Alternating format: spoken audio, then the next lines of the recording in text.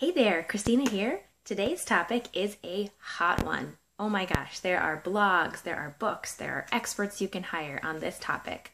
I'm talking today about infant sleep.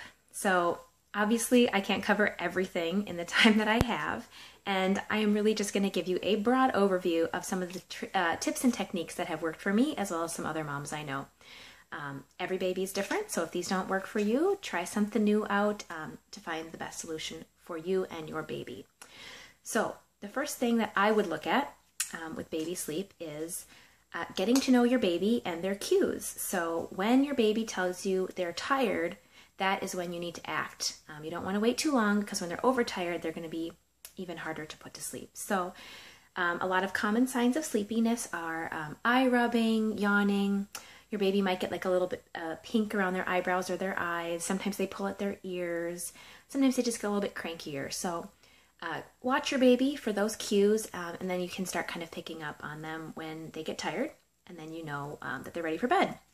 Another kind of helpful thing in knowing when your baby is ready for sleep, there are some charts that you can look up online that tell you about how long babies at certain ages can tolerate being awake, as well as approximately how many naps they should be taking. There's a great chart that has all of these things: awake time, how many naps, how long those naps should be, how long overnight sleep should be, how long sleep during 24-hour period should be, which is actually kind of an easier thing to look at, because some babies will take 2 naps, some will take 3, depending on their age, obviously. But looking at the whole 24-hour cycle is key when you are trying to figure out sleep. So check out those charts. That was extremely helpful for me to get on track. And realize that my baby can only be up for a certain amount of time before she needs to take another nap. So start with that. And once you kind of have that figured out, take a look at the space that your baby's sleeping. Is it dark enough? Is it quiet enough? Is it soothing enough? So if you need to upgrade to blackout curtains to make it darker, consider that. Maybe you need to even replace the door with a solid core door if there's a lot of background noise. But I think a better solution, a cheaper solution, is to invest in a white noise machine. Now these are great because they are a good cue for baby. As soon as you turn that white noise machine on, they know that it's nap time.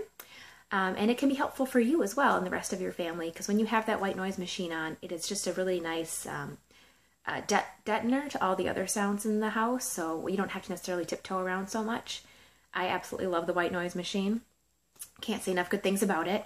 If you do decide to go that route, make sure to get one that is continuous, because the ones that have an automatic timer, that often triggers baby to wake up, which is no good.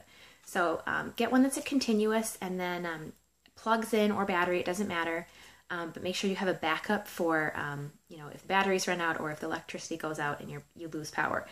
I've had that happen a couple times lately, and I just have an app on my phone that I turn on real quick and kind of slide under the phone to replace the white noise if our power goes out. So that's the white noise machine. The environment your baby sleeps in, of course, should be very soothing. So take this into consideration about 15 minutes before they actually go down for bed. So no stimulating games, no music, no screens. Just calm, relaxing play. You can walk around the house and narrate everything. That always calms my baby down. And then, of course, their room should also be as kind of even as possible. No screens in there, no loud music, stuff like that. So the next step is to establish a routine. This is a big one that everybody will tell you.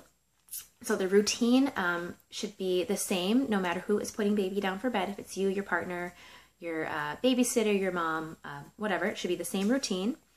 And the nap time routine and the bedtime routine can be a little bit different, but they should be similar. So I will give you mine, for example. Our nap time routine is we walk in the room, we turn off the light, we turn on the sound, and then we do a diaper change.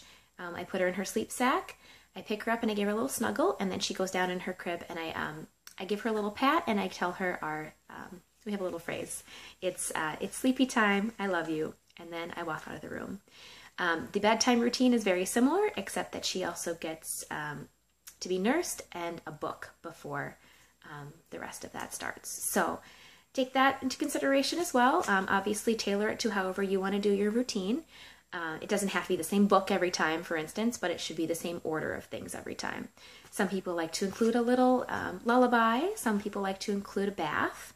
Make sure that your baby is actually soothed by bath time as opposed to stimulated by it, because it didn't work for us, because our baby just has far too much fun in the bath. So it works for a lot of people, though. Maybe a pacifier is part of the routine. Whatever it is, make sure it's the same. That's really, consistency is the key. So there's hopefully a starting place for you to help your baby get some really good sleep. But if there are other things that you have found work extremely well for you, I would love to hear from you.